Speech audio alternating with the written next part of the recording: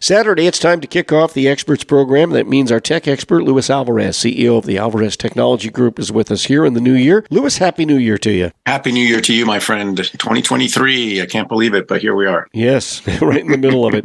Hey, we've got a really interesting story out of Yahoo News to kick off the year with, and that is an EV explosion or plosion awaits us in the new year. It'll be packed with tech. So it looks like the EVs, everybody's going into the EV manufacturing. I just saw an ad over the weekend for Mercedes-Benz advertising their new EV vehicle. So this is becoming a bigger and bigger thing, and there are going to be more tax credits. What should we look for in 2023 as far as battery-operated vehicles? I think what you're going to see is more of them on the road. Not only are the manufacturers making more electric-powered vehicles because people want them, but also because there are tax credits that are available and encouraging people to invest in those cars. And some of the cars are, especially cars by, traditional car companies like General Motors and Chevy and Ford are going to be much more affordable than what we're used to in things like Tesla or Rin or some of these higher end electric vehicles. So, GM is going to be releasing a car is a base price, and when you figure that you can get a $7,500 tax credit to pay for that car, it's going to come under $25,000 for the base model. So much more attractive than some of the other vehicles that are out there. And you also see that the federal government and California, pretty much every state, is also investing a lot in charging stations and put in essentially electric vehicle gas stations so that folks don't have that anxiety of running out of power, and they can feel good about driving an EV. So we're going to see this for sure. So when are we going to see like really cheap EVs? Like, for example, you can get like a Chevrolet Spark or whatever the cheapest car is that's available out there. You remember the old Ford Fiesta? That was, yeah. So when are we going to see the equivalent of that in the EV vehicle that's super cheap for the entry-level user? I think you're going to start seeing that probably in a couple of years when all of these new battery plants that are being in the country come online, and the cost of the battery packs, which is really the most expensive component in these cars. It's those lithium-ion battery packs cost a lot of money. But as they scale and production increases, with plants being built, I think there's 2 of them going in Tennessee, another one going into Kentucky, one going into Texas, and of course the Tesla plant outside of Reno is going to double in size.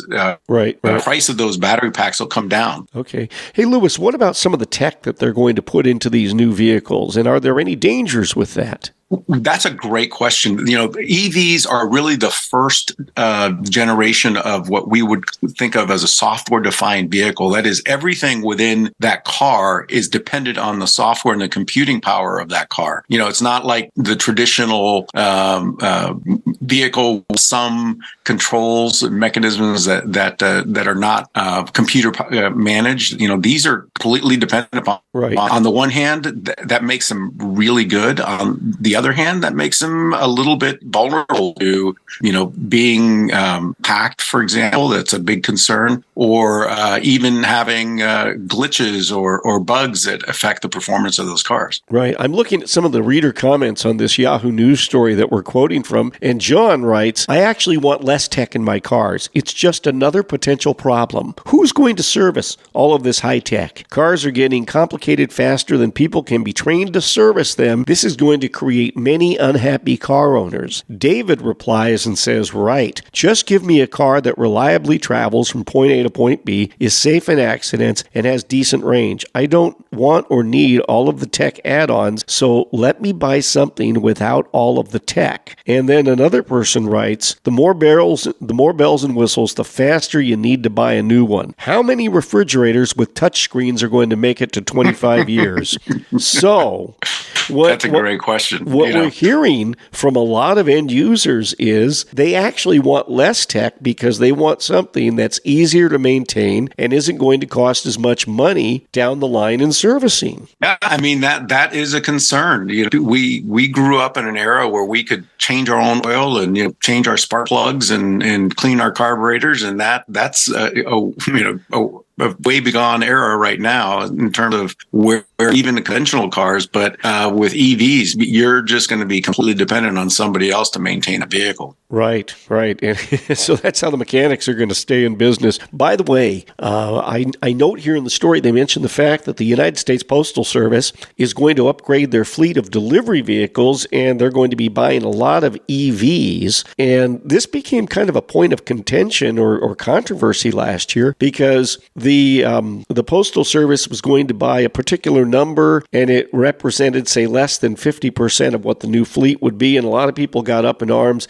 How can the Postal Service not be a trendsetter in this? And, why aren't they doing more EVs? And I think they've redone the order. Now, they're buying these vehicles because I worked for the Postal Service for a little bit, and I got a chance to see some of the propaganda on what they were going to buy. And Lewis, the vehicles were being built by someone who had never built the vehicles before. Okay. So I'm thinking to myself, oh my God, what's going to happen with this? And and they do need a new rolling stock because the delivery vehicles that you see out there, the white vehicles with the Postal Service logo, they're all over 30 years old. They were brand new in like 1988, 89, 90. So all across the fleet, these vehicles are becoming more and more expensive to maintain. And so the Postal Service needs a different type of vehicle for the letter carriers to use. But, I was thinking to myself, how are they going to accommodate these vehicles at some of these post offices? Because I worked in Pacific Grove, and when I saw what the new vehicles were going to look at like and what their size was going to be, they're going to be much larger than the current fleet of vehicles. So they're going to be a little wider, they're going to be longer. So I looked at the parking lot there at the building in downtown Pacific Grove, and it's completely packed with these small gas-powered vehicles. And I started thinking to myself, how on earth are you going to get a new fleet of EVs in here?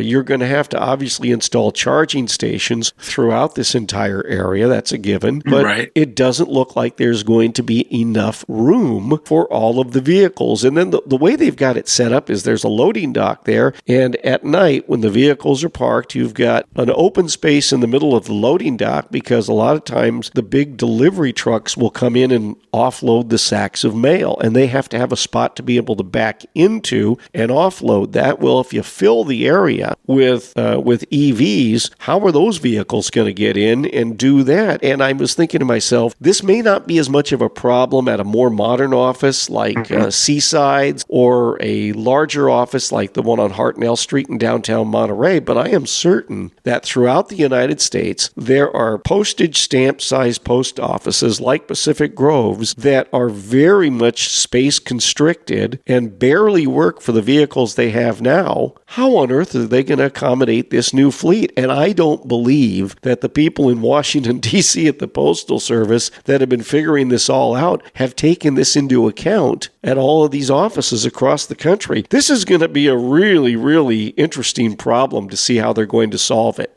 I agree with you there. It's, whenever you make this kind of change, there's a lot of logistical issues that you may not consider that now you have to deal with. And, you end up having to go back to the drawing board and come up with new solutions to the same problems. Yes, and when you're dealing with a town like Pacific Grove, which is so small to begin with, I was thinking to myself, well, they could just build another post office somewhere in PG. Well, where in PG would you find that much space?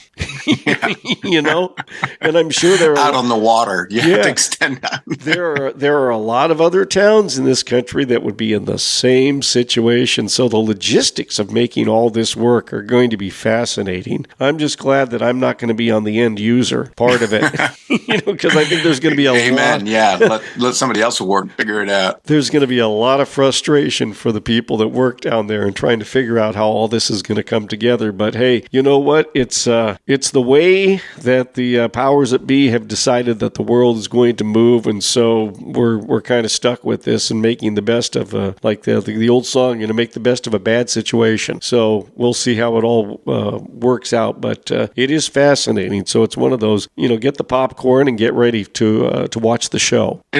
See it roll out. Right. All right. Luis Alvarez, CEO of the Alvarez Technology Group, has been with us today. Online, you'll find them at alvareztg.com. At AlvarezTG is the Twitter handle. And remember, don't look for them on TikTok because they're not there. Right, Luis? Exactly. And Luis, what's the toll-free number for the I-Team? Give us a call at 866-78-ITEEN. That's 866-784-8326.